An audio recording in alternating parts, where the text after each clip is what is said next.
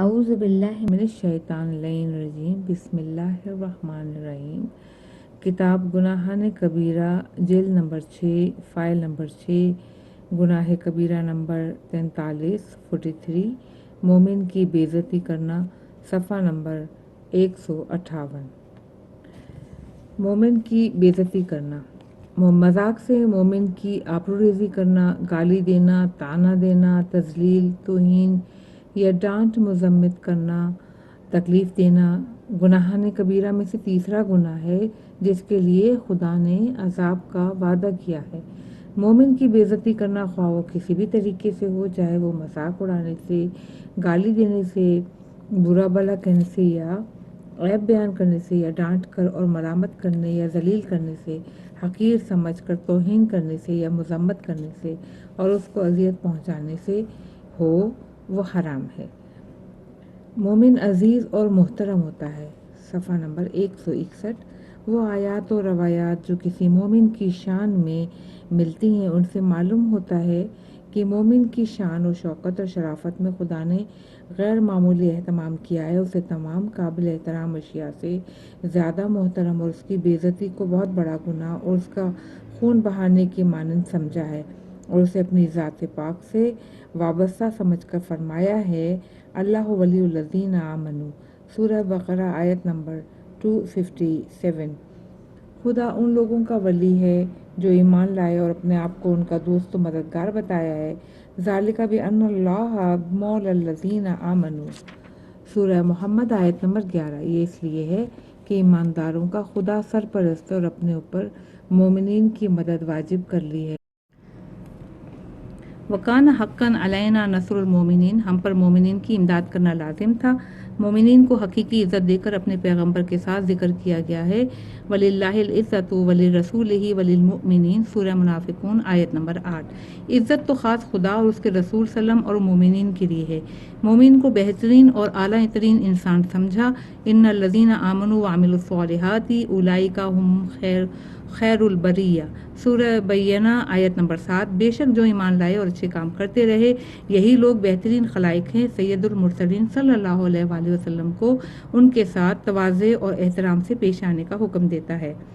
سورہ شعراء آیت نمبر 218 میں ہے کہ جو مومنین تمہارے پیرو ہو گئے ہیں ان کے سامنے اپنا بازو جھکاؤ یعنی تواضع کرو، اور رسول اعظم صلی اللہ علیہ وسلم کو یوں حکم دیا کہ سورہ نام آیت نمبر 54 میں کہ جو لوگ ہماری آیتوں پر ایمان لاتے ہیں تمہارے پاس آئیں تو تم انہیں السلام علیکم کہو، اپنی رحمت مومنین کے لیے واجب کر دی ہے۔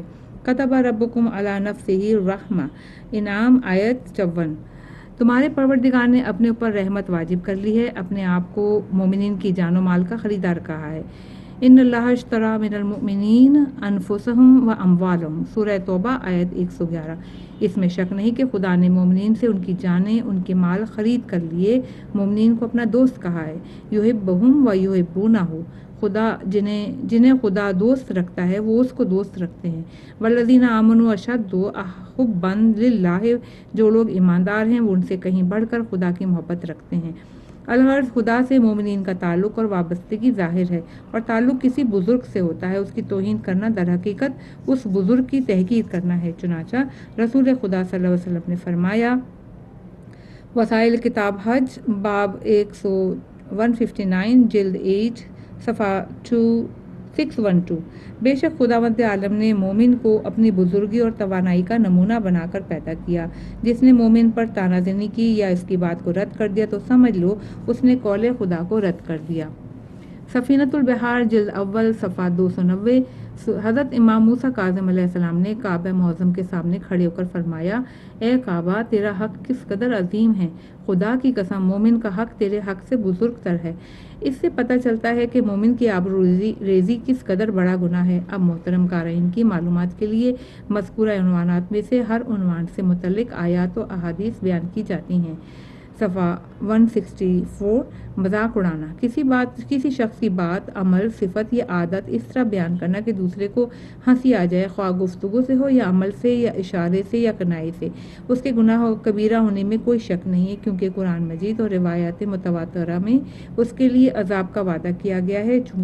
چنانچہ سورہ توبہ میں کہا گیا ہے، سورہ توبہ کے آیت نمبر 79 میں، کہ جو لوگ مذاق اڑانے کے لیے خیرات کرنے والے مومنین کے عیب نکالتے ہیں ان کو ان کی بخششوں اور خود ان میں بھی عیب نکالتے ہیں کہ ان کے پاس زیادہ مال ہی نہیں کہ راہ خدا میں خرچ کریں، مگر یہ کہ جس قدر انہوں نے کوشش کی ہے خدا ان مذاق اڑانے والوں کی ہنسی اڑاتا ہے، یعنی ان کی ہنسی کا بدلہ انہیں دیتا ہے اور ان کے لیے تکلیف دہ اور دردناک عذاب ہے۔ اس آیت کی شان نزول میں بہت سی روایات ہیں جن کا خلاصہ یہ ہے کہ غزوہ تبوک میں رسول خدا صلی اللہ علیہ وسلم نے لشکر اسلام کے اخراجات کے لیے حکم دیا کہ جو کوئی جتنا دے سکتا ہو دے۔ بعض مالدار بہت سا مال لائے اور بعض مفلسوں نے جن کے پاس کم تھا کم دیا۔ چنانچہ ابو عقیل انصاری تقریباً 2 سیر کھجورے لائے اور بولے میں نے گزشتہ رات کو صبح تک کام کیا جس کی مزدوری میں مجھے 3.5 سیر کھجوریں ملی تھیں، آدھی میں نے اپنے بچوں کے لیے چھوڑ دیں، آدھی خدا کی راہ میں دے دیں۔ تو منافقین نے دونوں قسم کے لوگوں کا مذاق اڑایا، دونوں میں نقص نکالا، اور جنہوں نے زیادہ مال دیا تھا ان کے بارے میں کہتے ہیں کہ اتنا مال لوگوں کو دکھاوے اور نمائش کے لیے دیا، اور جنہوں نے کم دیا تھا ان کے بارے میں کہتے ہیں اپنے آپ کو خیرات کرنے والوں میں شامل کرنے کے لیے یا اس لیے دیا ہے کہ تاکہ لوگ یاد رکھیں اور جب موقع آئے تو صدقات میں سے کچھ نہ کچھ انہیں دیں۔ مومنین کا مذاق اڑانے والوں کی سزا ایک تو ان کے ساتھ خدا کا مذاق ہے اور دوسرا ان کے رہنے کی جگہ جہنم ہوگی۔ خدا کے مذاق سے کیا مراد ہے؟ اس کے بارے میں کچھ باتیں کہی گئی ہیں۔ مثلا خدا مذاق اڑانے والوں کو دنیا میں مہلت دیتا ہے، ناز و نعمت میں مشغول رکھتا ہے، جب ان کی سرکشی انتہا کو پہنچ جاتی ہے تو اچانک انہیں ہلاک کر دیتا ہے، اور یہی بات اس طرح مذاق بن جاتی ہے کہ یہ مہلت اور ناز و نعمت ظاہر میں تو نعمت ہوتی ہے لیکن حقیقتاً تدریجاً ہلاکت کی طرف دھکیلنا، اور یہ آخرت کا مذاق اس طرح ہے کہ جب مومنین بہشت میں اپنی اپنی مسندوں پر جلوہ افروز ہوں گے اور کافر دوزخ میں پڑے ہوں گے، اس وقت خدا کے حکم سے بہشت کی طرف سے دوزخ کا ایک دروازہ کھول دیا جائے گا۔ جب منافق بہشت کو دیکھیں گے تو بہت تیزی اور مشکلات سے اس کے دروازے تک پہنچیں گے اور جنتیوں کو عالی شان مقامات پر پائیں گے، لیکن جیسے ہی بہشت میں داخل ہونا چاہیں گے فوراً دروازے بند ہو جائے گا اور مومنین ان پر ہنسیں گے۔ یہ بات دنیا میں ان کے مذاق اڑانے کی سزا ہوگی۔ 167 صفحہ آج مومنین کافروں پر ہنسیں گے۔ خداوند عالم سورہ مطففین میں فرماتا ہے، آیت نمبر 29، واقعی گناہگار مومنین پر مذاقاً یا تنزیاً ہنستے ہیں، اور جب ان سے کہیں سامنا ہوتا ہے تو بلا تعمل گریز کرتے ہیں، آپس میں آہستہ آہستہ اور اشاروں میں عیب جوئی کرنے لگتے ہیں۔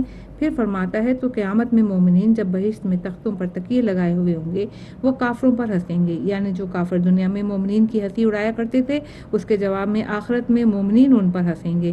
ان آیات میں مومنین پر ہنسنے والے کو گناہگار اور مجرم کہا گیا ہے، جس کے معنی یہ ہیں کہ گناہ میں آلودہ کفر اختیار کرنے والا حق اور نیکی میں دور، اور قیامت پر انہیں مومنین کے بالمقابل جگہ ملے گی جو جنت میں ہوں گے، اور ظاہر ہے کہ جنت کے مقابل میں دوزخ ہے۔ صفحہ 167، شاید وہ لوگ بہتر ہوں۔ سورہ حجرات میں خداوند عالم فرماتا ہے، آیت نمبر 11 میں، کہ اے ایمان لانے والوں، تمہارا ایک گروہ کا مرد دوسرے گروہ کے مردوں کی ہنسی نہ اڑائے، کہ مذاق اڑانے والوں سے خدا کے نزدیک بلند درجے اور اعلیٰ مرتبے کا باعث وہ بہتر ہوں گے جن کا مذاق اڑایا جائے۔ نہ عورتیں دوسری عورتوں کا مذاق اڑائیں، شاید وہ ان سے بہتر ہوں۔ نہ آپس میں ایک دوسرے کو تانا دو، نہ ایک دوسرے کا برا نام دھرو، یعنی اپنے ہم مذہب لوگوں کا مذاق نہ اڑاؤ، چونکہ تمام مومنین ایک نفس کی مانند ہیں، اس لیے دوسرے کے عیب نکالنا اپنے ہی عیب نکالنا ہوگا۔ ایک دوسرے کو برے القاب سے نہ پکارو۔ تفسیر مجمع البیان میں نقل کیا گیا ہے کہ ثابت بن قیس جب بھی رسول خدا صلی اللہ علیہ وسلم کی مجلس میں آتے تھے تو اصحاب ان کے اونچا سننے کی وجہ سے انہیں رسول خدا صلی اللہ علیہ وسلم کے قریب جگہ دے دیتے تھے تاکہ آن حضرت صلی اللہ علیہ وسلم کی باتیں سن سکیں۔ ایک دن صبح کی نماز میں انہیں آخری صف میں جگہ ملی۔ نماز کے بعد وہ اٹھے اور لوگوں پر پاؤں رکھتے ہوئے جا رہے تھے کہ یہاں تک کہ جب ان کے اور رسول خدا صلی اللہ علیہ وسلم کے درمیان صرف ایک آدمی کا فاصلہ رہ گیا تو انہوں نے اس شخص سے کہا کہ ہٹ جاؤ تاکہ میں رسول خدا صلی اللہ علیہ وسلم کے قریب بیٹھ سکوں۔ اس شخص نے کہا کہ وہیں بیٹھ جاؤ۔ ثابت ناراض ہو کر وہیں بیٹھ گئے۔ جب روشنی پھیل گئی تو ثابت نے اس کی طرف دیکھا اور پوچھا، تم کون ہو؟ اس نے کہا، میں فلاں ہوں۔ تو ثابت نے کہا، فلاں بل فلانا، اور اس کی ماں کا نام لیا جو اسلام سے پہلے زنا و بدکاری میں مشہور تھی۔ وہ شخص اس ملامت سے شرمندہ ہو گیا اور اپنا سر جھکا لیا۔ پھر یہ آیت نازل ہوئی، اور ولا نساء من نساء کے بارے میں لکھا ہے۔ انس کہتے ہیں کہ ایک دن ام سلمہ رضی اللہ تعالیٰ نے کمر سے سفید اداربند باندھ رکھی تھی۔ اور اس کا جو سرا پیٹھ کے پیچھے لٹک رہا تھا وہ زمین پر لٹک رہا تھا۔ عائشہ نے مذاقاً حفصہ سے کہا کہ ازار کا جو سرا ام سلمہ اپنے پیچھے گھسیٹ رہی ہیں وہ ایسے لگتا ہے جیسے کتے کی زبان منہ سے باہر نکلی ہوئی ہو۔ نیز رسول خدا صلی اللہ علیہ وسلم کی بیوی اور حی بن اخطب کی بیٹی صفیہ کو بھی ملامت کرتے ہوئے کہتے تھے یہودی کی اولاد۔ خدا نے وہی بھیجی کہ ایک دوسرے پر عیب نہ لگاؤ اور ایک دوسرے کو برے القاب سے نہ پکارو، تو پیغمبر اکرم صلی اللہ علیہ وسلم فرماتے ہیں قیامت میں مذاق اڑانے والوں کو لایا جائے گا، ان میں سے ایک کے لیے بہشت کا دروازہ کھولیں گے اور اس سے کہیں گے تیزی سے اس میں داخل ہو جاؤ۔ وہ غم و اندوہ میں ڈوبا ہوا جیسے ہی داخل ہونا چاہے گا دروازہ بند کر دیا جائے گا، پھر دوسری طرف کا دروازہ کھول کر اس سے کہیں گے کہ تیزی سے اس میں داخل ہو جاؤ، جیسے وہ دروازے کے قریب پہنچے گا وہ دروازہ بھی بند کر دیں گے اور وہ اس طرح سے مصیبت میں مبتلا ہوگا لیکن کسی دروازے سے بھی اندر نہیں جا سکے گا، آخر کار نا امید ہو جائے گا۔ چنانچہ جب اس سے پھر کہیں گے کہ تیزی سے آ تو وہ نہیں آئے گا۔ مہجنۃ البیضہ جلد 5 صفحہ 26۔ گالی اور طعنہ صفحہ 170۔ مومنین کو بری بری باتوں سے نسبت دینا، ان کے لیے نامناسب الفاظ استعمال کرنا فقہا کی اصطلاح میں زنا اور حرام زدگی کی نسبت کو قذف کہتے ہیں، جس کا پہلے باب میں ذکر ہو چکا ہے۔ دوسری بری نسبتوں کو گالی کہتے ہیں، مثلا اسے سود خور، شرابی، ملعون، خیانت کار، گدھا، کتے، سور، فاسق، بدکار وغیرہ، جس سے مخاطب کو ذلیل و خوار کرنا مقصود ہوتا ہے۔ پیغمبر اکرم صلی اللہ علیہ وسلم فرماتے ہیں سباب المومن کالمشرف الہلاکت، کافی جلد نمبر 2 صفحہ 359۔ مومن کو گالی دینا اپنے آپ کو ہلاکت میں ڈالنے کے مانند ہے، اور شاید مراد یہ ہے کہ مومن کو گالی دینے سے دین کے دائرے سے تقریباً خارج ہو جاتا ہے، کیونکہ کبیرہ گناہوں پہ اصرار کرنے کا انجام کفر ہوتا ہے۔ اس کے علاوہ آپ فرماتے ہیں کافی جلد نمبر 2 صفحہ 360 میں کہ مومن کو گالی دینا فسق سین خاف ہے، اس سے لڑنا کفر ہے، اس کا گوشت کھانا پیٹھ پیچھے برائی کرنے کے مترادف ہے اور اس کے مال کی حرمت اس کے خون کی طرح سے محفوظ ہے۔ علامہ مجلسی اس حدیث کی تشریح میں فرماتے ہیں یہاں فسق کے معنی گناہ کبیرہ کے ہیں جو کہ کفر کے قریب ہوتا ہے۔ اس حدیث سے سمجھا جا سکتا ہے کہ گالی کا دینے کا گناہ غیبت سے بھی بڑا گناہ ہوتا ہے، خصوصاً اس لحاظ سے کہ مومن کو غیبت کے مقابلے میں گالی سے زیادہ اذیت پہنچتی ہے، کیونکہ گالی میں اذیت منہ پر اور غیبت میں اذیت پیٹھ پیچھے ہوتی ہے، اور قتال الکفر کی شرح میں فرماتے ہیں کہ وہ کفر مراد ہے جو گناہ کبیرہ کے مرتکب کے لیے کہا جاتا ہے، یا اس موقع کے اعتبار سے ہے جو اس کے قتل کو جائز سمجھتا ہے، یا اس کے ایمان کے سبب اس سے لڑتا ہے، یا یہ کہ مومن سے لڑنا کفر کا باعث ہوتا ہے۔ صفحہ 172 بدترین طریقے سے مرنا۔ امام باقر علیہ السلام فرماتے ہیں کافی جلد 2 صفحہ 360، اگر کوئی انسان مومن کے منہ پر اسے طعنہ دے تو وہ بدترین موت پائے گا، اور اس نے اسی طرح کی حرکت کی ہے کہ پھر نیکی کی طرف نہ پلٹے گا۔ علامہ مجلسی اس حدیث کی تشریح کرتے ہوئے فرماتے ہیں بدترین موت یا دنیا کے لحاظ سے ہے، یا مثلاً ڈوبنا، جلنا، یا عمارت کے تلے دب جانا، جانور کی خوراک بن جانا، یا آخرت کے لحاظ سے ہے، مثلاً یہ کہ کافر مر جانا، یا تائب ہوئے بغیر اس دنیا سے رخصت ہو جانا، اور خیر سے مراد توبہ اور عمل صالح کا ایمان کی حالت میں بجا لانا ہے۔ کبھی مظلوم کبھی ظالم بن جاتا ہے۔ کافی جلد 2 صفحہ 360۔ حضرت امام موسیٰ بن جعفر علیہ السلام نے ایسے 2 آدمیوں کے بارے میں جو ایک دوسرے کو گالی دے رہے تھے فرمایا گالی شروع کرنے والا زیادہ ظالم ہے، وہ اپنا اور دوسرے کا گناہ اس کی گردن پر ہے جب تک مظلوم یعنی دوسرا حد سے نہ گزر جائے، یعنی اگر دوسرا اس کے جواب میں حد سے تجاوز کرے تو پھر اس کا گناہ خود اسی کی گردن پر ہوگا۔ اس حدیث کی تشریح میں علامہ مجلسی علیہ الرحمہ کے بیان کے خلاصہ یہ ہے کہ دونوں آدمیوں کی گالیوں کا گناہ اس کے ذمہ ہے جس نے پہلے گالی دی، کیونکہ فعل حرام پہلے اسی سے سرزد ہوا، وہ دوسرے کو ارتکاب گناہ کا باعث بھی ہوا۔ اگر یہ گالی نہ دیتا تو دوسرا آدمی بھی خاموش رہتا۔ جواب میں دوسرے کی گالی کے اگرچہ جواب اور تلافی ہے پھر بھی گناہ ہے، لیکن خدا نے وہ گناہ ابتدا کرنے والے کے ذمے قرار دیا ہے، بشرطیکہ کہ دوسرا آدمی حد سے تجاوز نہ کرے۔ اگر وہ حد سے بڑھ جاتا ہے تو اپنی زیادتی کی بنا پر خود گالی کی ابتدا کرنے والے کے حکم میں شامل ہو جاتا ہے۔ صفحہ 173 گالی دینے میں حد سے تجاوز کرنا۔ جواب میں زیادتی کبھی گالی دہرانے سے ہوتی ہے، مثلا شروع میں گالی دینے والا ایک بار کہتا ہے اے کتے، تو وہ جواب میں 2 بار کہتا ہے اے کتے اے کتے۔ کبھی جواب میں زیادتی زیادہ سخت گالی دینے سے ہو جاتی ہے، مثلا اس شخص کے جواب میں جس نے کہا تھا اے گدھے، اور یہ دوسرا بندہ کہے کہ اے کتے۔ یہ جو ابھی کہا گیا ہے کہ جب کوئی برابر اور ایک دوسرے کے مانند جواب دیتا ہے تو اس کا گناہ تو ابتدا کے کرنے والے کے سر پر ہے۔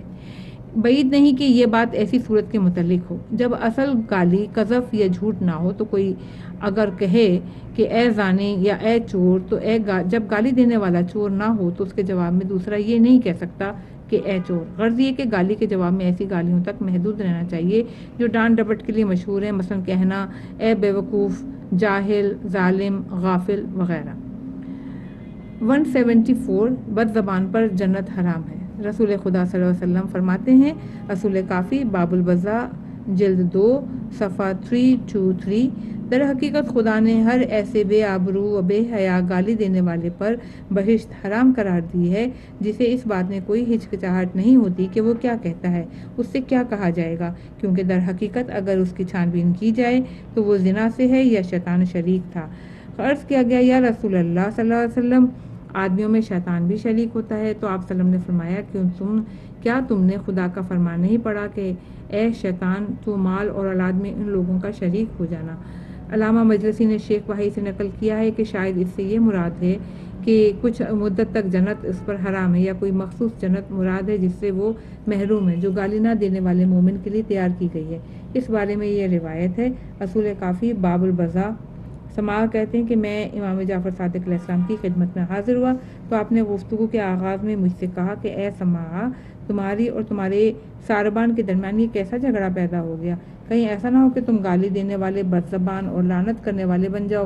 میں نے جواب میں کہا، خدا قسم ایسا ہی ہوا کیونکہ اس نے مجھ پر ظلم کیا تھا۔ آپ نے فرمایا، اگر اس نے تم پر ظلم کیا تو تم بھی اس کے سر ہو گئے اور تم نے زیادہ ظلم کیا۔ واقعی یہ عمل میرے کردار میں سے نہیں ہے، نہ میں اپنے شیعوں کو ایسا کرنے کا حکم دوں گا۔ تم اپنے پروردگار سے معافی طلب کرو اور دوبارہ ایسا نہ کرنا۔ رسول خدا صلی اللہ علیہ وسلم فرماتے ہیں، مستدرک کتاب حج باب 139، جو کوئی کسی مومن کو ایک لفظ سے بھی طعنہ دے گا، برا کہے گا، خدا اس پر جنت کی خوشبو حرام کر دے گا، حالانکہ جنت کی خوشبو 500 سال کے فاصلے سے آتی ہے۔ اس بارے میں بہت سی روایات ملتی ہیں، لیکن جو کچھ کہا جا چکا ہے اسی پر اتفاق کیا جاتا ہے۔ یہاں 2 باتیں عرض کرنا ضروری ہیں۔ ایک یہ کہ جب کسی مومن کو گالی دے کر آزردہ کیا گیا ہو تو آخرت کے عذاب کے علاوہ اس مومن کو یہ حق پہنچتا ہے کہ وہ حاکم شرع سے گالی دینے والے کے خلاف شکایت کرے تاکہ وہ جس طرح مناسب سمجھے اسے سزا دے۔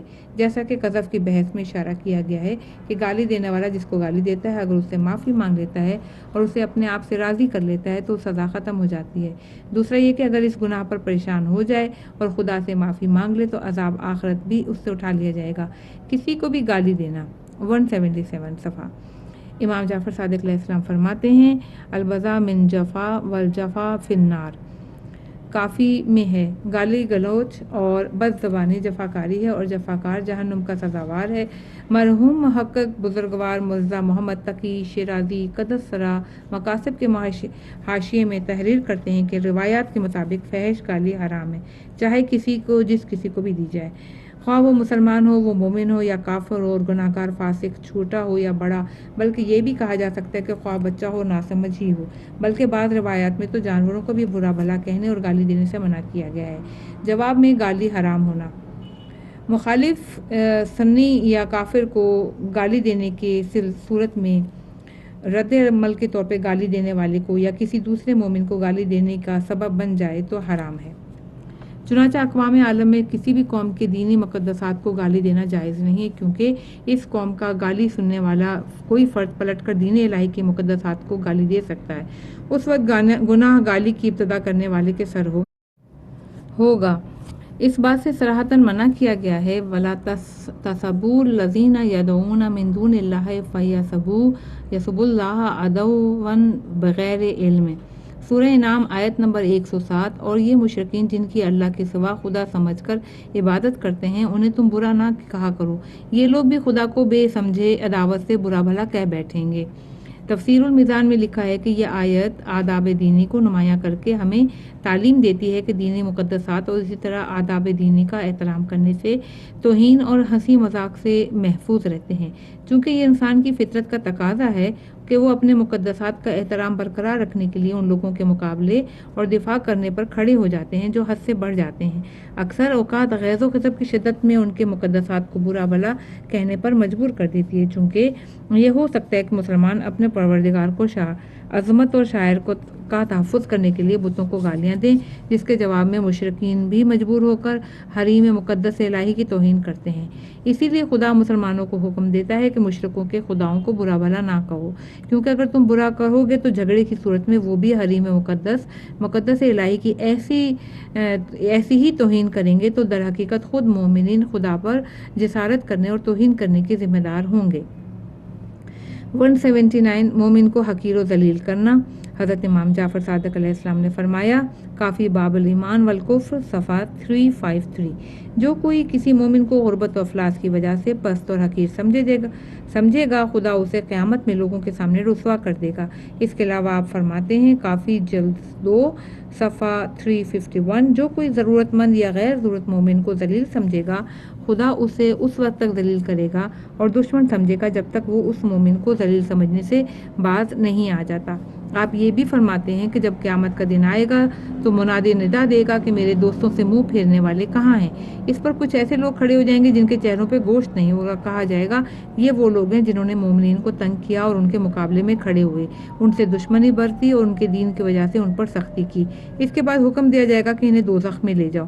کافی جلد نمبر 2 صفحہ 352۔ اس کے علاوہ یہ روایت بھی ہے، ان اللہ تعالی یقول من احان لی ولیا فقد ارصد لمحاربتی وانا اسرع شیئن الی نصرت اولیائی۔ کافی جلد 2 صفحہ 351۔ بے شک اللہ تعالیٰ فرماتا ہے کہ جو کوئی میرے کسی ایک دوست کو ذلیل کرے گا، اس نے میرے ساتھ لڑنے کے لیے مورچہ سنبھال لیا، اور میں اپنے دوست کی مدد کرنے میں ہر چیز سے زیادہ تیز تر ہوں۔ ابو ہارون کہتے ہیں کہ میں امام جعفر صادق علیہ السلام کی خدمت میں حاضر تھا جب امام علیہ السلام نے حاضرین سے فرمایا کہ تم ہمیں کیوں ذلیل کرتے ہو؟ اس پر ایک خراسانی شخص کھڑا ہوا اور بولا، ہم خدا سے اس بات کی پناہ مانگتے ہیں کہ ہم آپ کو یا آپ سے وابستہ کسی بھی چیز کو ذلیل کریں۔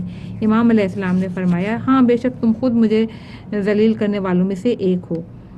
اس نے کہا، خدا کی پناہ جو میں نے کبھی آپ کو ذلیل کیا ہو۔ امام علیہ السلام نے فرمایا، تم پر افسوس ہے، کیا ایسا نہیں ہوا کہ جب لوگ حجفہ کے قریب تھے تو ایک شخص نے تجھ سے درخواست کی کہ اسے میل بھر کے لیے سوار کرے، اور کہا تھا کہ خدا کی قسم میں پیدل چلتے چلتے تھک گیا ہوں اور عاجز آ چکا ہوں، اور تم نے سر اٹھا کر نہیں دیکھا اور اس کی طرف توجہ نہیں کی، تم نے اسے حقیر جانا، اور مومن کو حقیر جاننے والے نے مجھے ذلیل کیا، خدا کی عزت کا خیال نہیں کیا۔ وسائل کتاب حج باب 148۔ مومن کو ملامت کرنا اور رسوا کرنا۔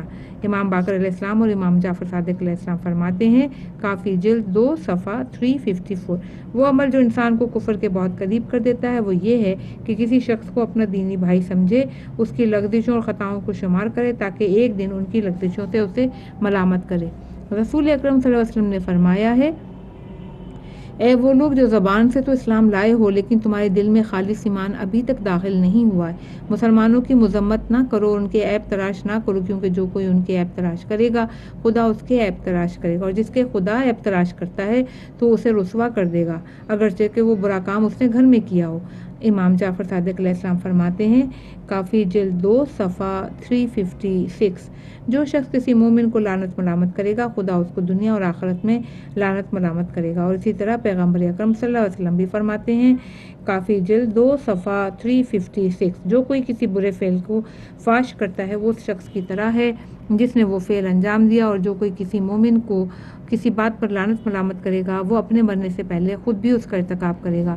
واضح ہو کہ ملامت کرنے کی حرمت اور نہیں عن المنکر میں کوئی فرق نہیں، کیونکہ در حقیقت نہیں عن المنکر نصیحت و ہمدردی اور خیر خواہی ہے، جیسا کہ تفصیلاً بیان کیا جا چکا ہے، اور وہ یعنی نہیں منکر لعنت و ملامت سے جدا ہے۔ امام جعفر صادق علیہ السلام نے فرمایا ہے، کافی باب الرویہ علی المومنین جلد 2 صفحہ نمبر 359، جو کوئی کسی مومن کے خلاف کوئی واقعہ بیان کرے گا جس سے مقصد اس کو عیب دار بنانا اور شرمندہ کرنا ہے تاکہ وہ لوگوں کی نظر سے گر جائے، تو خدا اسے اپنی دوستی اور ولایت سے خارج کر کے شیطان کی ولایت کی طرف دھکیل دیتا ہے، لیکن شیطان بھی اسے قبول نہیں کرتا۔ علامہ مجلسی اس حدیث کی شرح میں بیان کرتے ہوئے فرماتے ہیں، یعنی وہ کوئی ایسا واقعہ بیان کرے جو اس مومن کی کم عقلی اور رائے کی کمزوری پر دلالت کرے، اور یہ بھی ہو سکتا ہے کہ کردار کی حقائق بھی اس میں شامل کر دی جائے، اور ولایت سے مراد محبت و یاری کرنا ہے، اور شاید شیطان کا اس کو قبول نہ کرنے سے مراد یہ ہو کہ شیطان کی غرض انسان کی گمراہی، ہلاکت اور خدا سے اس کا جدا ہونا ہے، چنانچہ اس کا یہ مقصد تو حاصل ہو چکا ہے، اس لیے اب شیطان کو اس سے کوئی غرض باقی نہیں رہتی، اس بنا پر وہ اس سے دور رہنا چاہتا ہے۔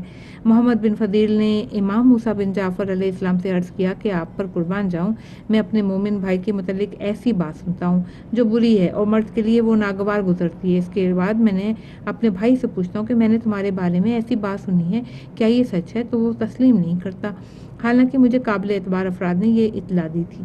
امام علیہ السلام نے فرمایا، اے محمد، اپنے بھائی کے بارے میں اپنی آنکھ اور اپنے کان کو جھوٹا سمجھو، یعنی یہ کہہ کر درگزر کرو کہ میری آنکھ اور کان نے غلط دیکھا اور غلط سنا ہے۔ اگر 50 آدمی بھی تمہارے بھائی کے بارے میں کوئی بات کہیں تو وہ انکار کرے تو تم اپنے بھائی کو ہی سچا سمجھو اور ان کی تکذیب کر دو، یعنی یہ کہو کہ ان سے اشتباہ ہوا ہے، اور وہ بات ظاہر نہ کرو جس کی وجہ سے تم اس سے برا، داغدار اور بے عزت کر سکتے ہو، کیونکہ اگر تم ایسا کرو گے تو تمہارا شمار ان لوگوں میں ہوگا جن کے بارے میں خدا قرآن مجید میں فرماتا ہے کہ وہ لوگ جو بری بات مومنین کے درمیان فاش کرنا پسند کرتے ہیں ان کے لیے دنیا اور آخرت میں دردناک عذاب ہے۔ حج وسائل باب 157 جلد 7 صفحہ 609۔ رسول خدا صلی اللہ علیہ وسلم فرماتے ہیں، حج وسائل جیم 7 صفحہ 602، جو کوئی اپنے بھائی کی عیب جوئی اور اس کے چھپے ہوئے عیب کو ظاہر کرنے کے لیے راستہ چلے، وہ اس راہ میں جو پہلا قدم اٹھائے گا وہ دوزخ میں رکھے گا، اور قیامت میں خدا سب لوگوں کے سامنے اس کے پوشیدہ عیوب ظاہر کر دے گا۔ امام جعفر صادق علیہ السلام فرماتے ہیں، مستدرک کتاب حج باب 137 میں، کہ اگر کوئی شخص کسی مومن کے خلاف کوئی حکایت بیان کرے، اس کو داغدار کرے، اسے بے عزت کرے، تو خدا اسے ایسی جگہ رکھے گا جہاں جہنم کا خون پیپ ہوگا، جس جگہ زنا کرنے والوں کے جنسی اعضاء سے نکلی ہوئی گندگی، خون اور پیپ جمع ہوگی۔ امام جعفر صادق علیہ السلام فرماتے ہیں کہ اگر کوئی شخص کسی مومن کا کوئی گناہ جانتا ہو اور وہ اسے پوشیدہ رکھنے کے بجائے ظاہر کر دے اور اس مومن کی مغفرت کے لیے دعا نہ کرے، وہ شخص خدا کے نزدیک اس گناہ گار کے مانند ہے، اور اس کا گناہ کا عذاب بھی اس کے سر آ جاتا ہے، اور وہ گناہ کرنے والا بخشا جائے گا، کیونکہ دنیا میں اس کی بدنامی اور رسوائی ہی اس کا کفارہ بن جاتی ہے، پھر آخرت میں اس کی رسوائی نہیں ہوگی، کیونکہ خدا بہت کریم ہے، اس لیے ایک گناہ پر ایک شخص کو 2 بار سزا نہیں دے سکتا، نہ 2 مرتبہ رسوا کر سکتا ہے۔ حج مستدرک باب 137۔ غرض اس گناہ کی اخروی سزا اس کے ظاہر کرنے والے کے ذمہ ہے۔ اس کے بارے میں بھی بہت سی روایات ملتی ہیں، لیکن صرف اتنی ہی روایات کافی ہیں۔ صفحہ 186۔ شعر یا نثر میں مومن کی مذمت کرنا۔ شیخ انصاری علیہ الرحمہ فرماتے ہیں، قرآن، سنت، اجماع اور عقل کی روح سے مومن کی برائی کرنا حرام ہے، کیونکہ مومن کی برائی میں عیب جوئی، طعنہ زنی، غیبت کرنا، ملامت کرنا اور راز کا فاش کرنا شامل ہے۔ ان میں سے ہر ایک ہلاک ہونے والا گناہ کبیرہ ہے، اس لیے وہ تمام جوان جو ان مذکورہ باتوں میں بیان کی گئی ہیں اس میں بھی داخل ہے۔ اگر کسی ایسی بات کی برائی کی جائے جو اس شخص میں موجود نہ ہو تو پھر یہ بہتان بھی ہے۔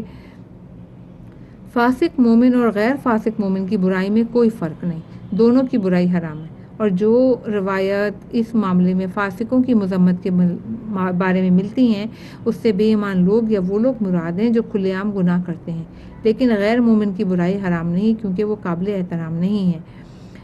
چنانچہ ہر صاحب بدعت کی اس بات کی مذمت جو اس میں موجود ہے اس نیت سے جائز ہے کہ اسے پہنچوایا جائے اور اس کو پہچنوایا جائے اور کوئی اس کے جال میں نہ پھنسے۔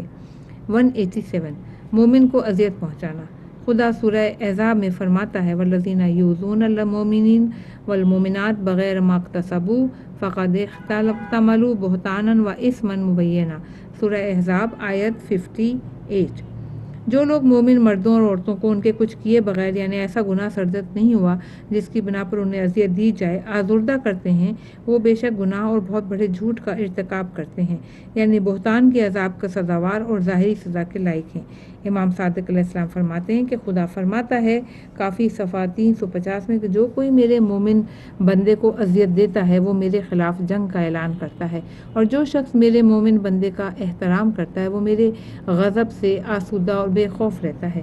رسول خدا صلی اللہ علیہ وسلم فرماتے ہیں کہ جس نے کسی مومن کو آزردہ کیا اس نے مجھے آزردہ کیا، اور جس نے مجھے آزردہ کیا اس نے خدا کو آزردہ کیا، جس نے خدا کو آزردہ کیا وہ توریت، انجیل، زبور، قرآن کی روح سے ملعون ہوگا۔ اور دوسری روایت کے مطابق اس شخص پر خدا اور ملائکہ اور تمام لوگوں کی لعنت ہوگی۔ حج مستدرک باب 125۔ اور اس طرح آپ صلی اللہ علیہ وسلم نے یہ بھی فرمایا کہ جو کسی مومن کو رنجیدہ کرے گا پھر چاہے تمام دنیا بھی اسے دے دے، اس کی دل شکنی کی گناہ کی تلافی نہیں ہو سکے گی، اور دینے والے کو بھی اس کا اجر نہیں ملے گا۔ اور آپ وسلم یہ بھی فرماتے ہیں مستدرک کتاب حج باب 135 میں کہ جو کوئی کسی مومن کو ناحق اذیت دے گا اس نے گویا 10 بار مکہ معظمہ اور بیت المعمور کو برباد کیا، خدا کے 1000 مقرب فرشتوں کو قتل کیا۔ اس حدیث سے معلوم ہوتا ہے کہ مومن کی عزت مکے اور بیت المعمور سے 10 گنا اور فرشتوں سے 1000 گنا زیادہ ہے۔ ہمسائے کو اذیت دینے کی سزا سخت ہوتی ہے۔ جن چند جگہوں پر خدا نے جن لوگوں کو اذیت دینے کو بہت زور دے کر حرام بتایا ہے اس کے لیے دنیا اور آخرت کی سخت سزائیں تجویز کی ہیں، ان میں پڑوسی بھی شامل ہیں۔ انصار میں سے ایک شخص رسول خدا صلی اللہ علیہ وسلم کے پاس آیا، اس نے عرض کیا کہ میں نے فلاں محلے میں ایک گھر خریدا ہے، میرے سب سے قریبی ہمسایہ ایک ایسا شخص ہے جس سے مجھے نیکی کی توقع نہیں ہے اور میں اس کے شر سے محفوظ نہیں ہوں۔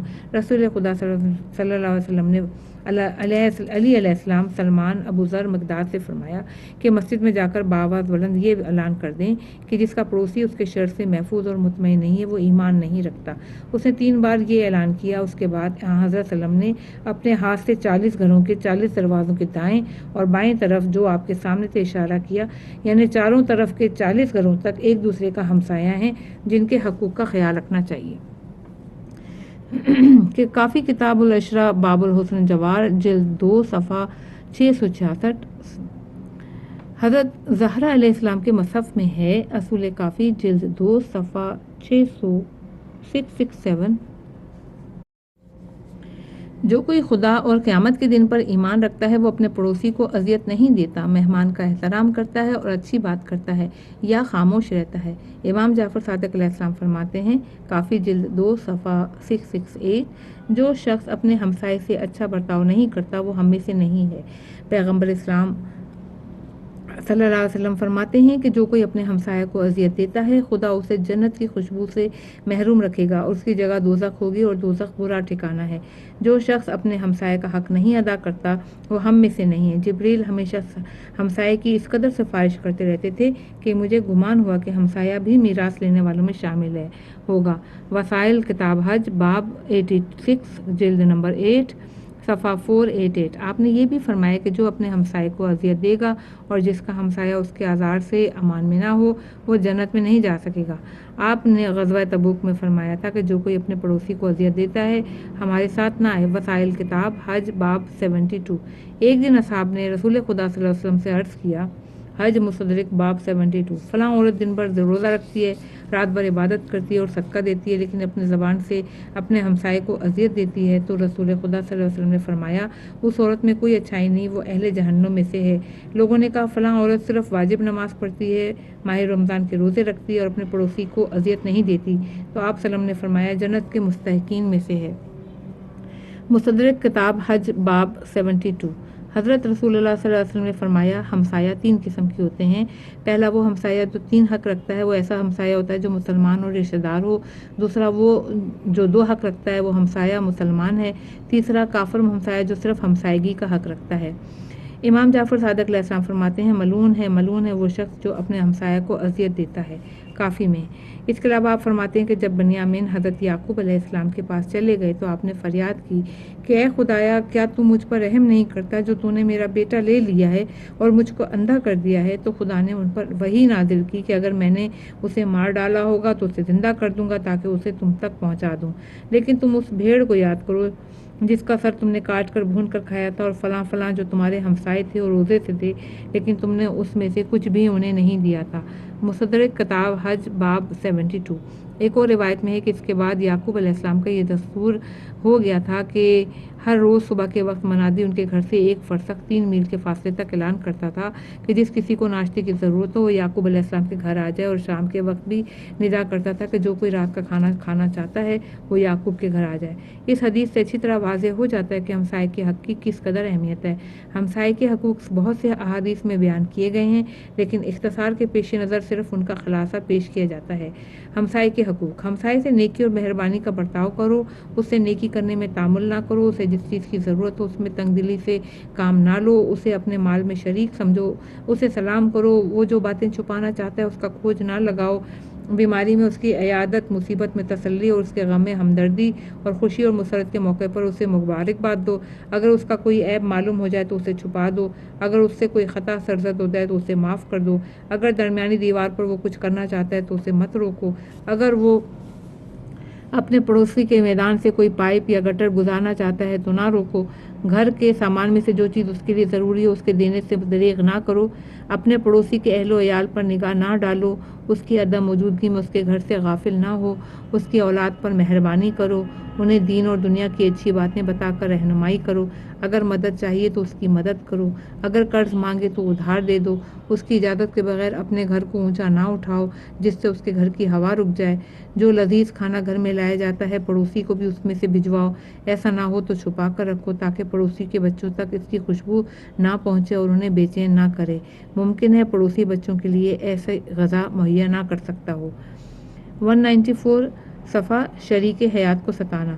رسول خدا صلی اللہ علیہ وسلم فرماتے ہیں جو بیوی اپنے شوہر کو ستاتی ہے خداوند عالم اس کی نمازیں اور نیک اعمال اس وقت تک قبول نہیں کرتا جب تک وہ اپنے شوہر کا حق ادا نہیں کرے، اسے اپنے آپ سے راضی نہ کرے، خواہ وہ ہر روز روزہ رکھے، غلاموں کو آزاد کرے اور بے شمار مال صدقہ دے، وہ سب سے پہلے جہنم میں داخل ہوگی۔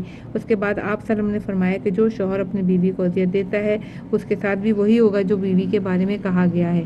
جو کوئی اپنی بیوی کے برے سلوک کو برداشت کرے اور خدا سے اپنے صبر کا صلہ چاہے تو اسے ہر بار صبر کرنے پر وہی صلہ ملے گا جو حضرت ایوب علیہ السلام کو صبر کرنے پر ملا تھا، اور اس کی بیوی کے ہر روز دن رات میں ریگستان کی ریت کی ذروں کے برابر گناہ ہوں گے۔ اور اگر شوہر کو اپنے آپ سے راضی کرنے سے پہلے مر جائے گی تو منافقین کے ساتھ اندھے منہ جہنم کے سب سے نچلے طبقے میں جائے گی۔ جو بیوی اپنے شوہر سے موافقت نہیں کرتی، شوہر جو خرچ دیتا ہے اس پر صبر نہیں کرتی، شوہر پر دباؤ ڈالتی ہے اور جس بات کی اس میں طاقت نہیں اس پر مجبور کرتی ہے، تو خدا اس کا ایسا نیک عمل بھی قبول نہیں کرتا جو اس کو جہنم کی آگ سے دور کرے اور اس وقت تک اس پر غضبناک رہے جب تک اس کا یہی طرز عمل رہے گا۔ وسائل الشیعہ کتاب النکاح باب 82 صفحہ 116۔ فقیر کو ستانا۔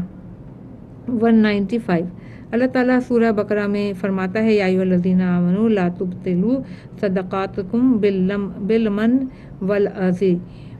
سورہ بقرہ آیت نمبر 263۔ اے ایمانداروں اپنی خیرات کو احسان جتانے اور سائل کو ایذا دینے کی وجہ سے باطل مت کرو، اور یہ بھی فرمایا کہ قول معروف و مغفرۃ خیر من صدقۃ یتبعھا اذی۔ سورہ بقرہ آیت 262۔ سائل کو نرمی سے جواب دینا، اس کے اصرار پر نہ جھڑکنا، اس سے درگزر کرنا اس خیرات سے بہتر ہے جس کے بعد ایذا پہنچے۔ مثلاً اس سے منہ پھیر لے یا اس سے ترش روی سے پیش آئے اور صدقے کے بدلے اسے کسی کام پر مجبور کرے یا صدقے کو اظہار کر کے اس کی آبروریزی کرے۔ روایت ہے کہ لا يدخل الجنہ منان بالفعال الخیر اذا عملہ لعلی الاخبار صفحہ 277۔ نیک کام کرنے کے بعد احسان جتانے والا جنت میں داخل نہیں ہو سکے گا، اور ایک اور حدیث میں فرماتے ہیں کہ اس پر جنت حرام ہے۔ اس کے علاوہ فرمایا ہے کہ محتاجوں پر احسان جتانے والا دنیا اور آخرت کی ملعون ہے، اور والدین اور بہن بھائیوں پر احسان جتانے والا خدا اور اس کے فرشتوں کی رحمت سے دور ہے، دوزخ کی آگ کے قریب ہے، اس کی دعا مستجاب نہیں ہوتی، اس کی حاجت پوری نہیں ہوتی، خدا دنیا اور آخرت میں اسے رحمت کی نظر سے نہیں دیکھے گا۔